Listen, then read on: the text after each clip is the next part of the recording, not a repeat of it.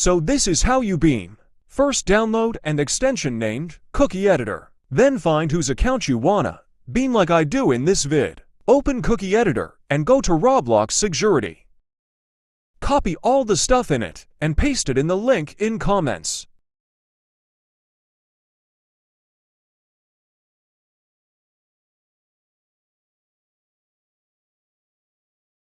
After that, go back to the person's account and refresh the tab.